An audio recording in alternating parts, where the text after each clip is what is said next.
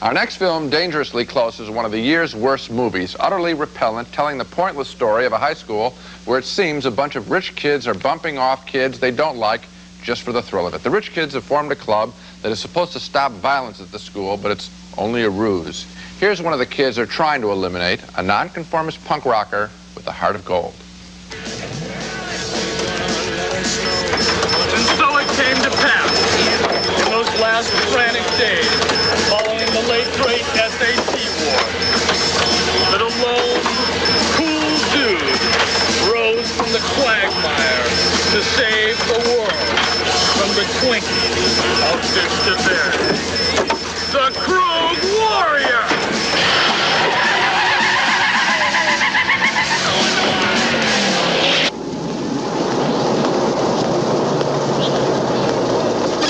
What do you say we wake these Twinkies up, huh? Deploy! No. Deploy! No, Cougar, no! Turn it off!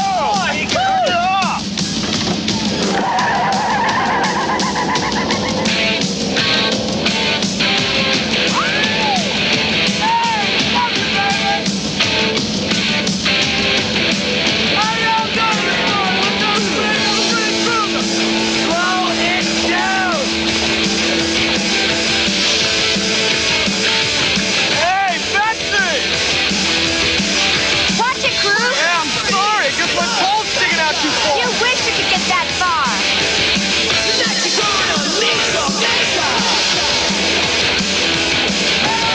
I said for you. I love you, baby. Look at that. That's some fine looking Vista Verde.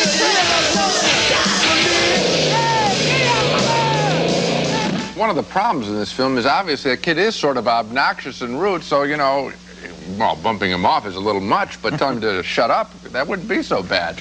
But listen, this is a ugly, violent, idiotic, and absurd film. The smartest kid in the class, the kid that's going to go to Princeton, which isn't a bad school, he can't figure out what's going on, that the vigilantes are bad, let alone the sheriff's department. They believe in the vigilante kids. They're good, They get rid of all the bad people. And then there's the mysterious teacher who never teaches a class, but has plenty of time to support the group. Wonder what he's up to. The film is filled with a thundering dull cast of male model types. You could see some of them posed there, posed in homosexual settings, and I don't even know what that might be in this movie and what it's doing there.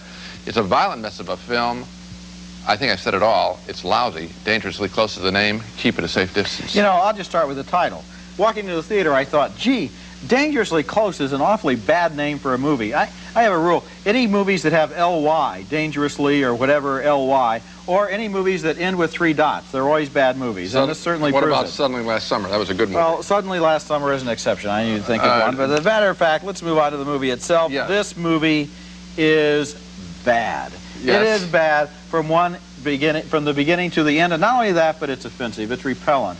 It's the kind of movie that makes you not want to know any of the people who made it, because you have a feeling that they would be the kinds of people that you would rather not know. Well, I mean, you haven't said much about specifically. No, you see one ugly character after another. There isn't anybody in the movie that makes any sense, and there's a lot of brutality in the film, and it's ugly and a mess.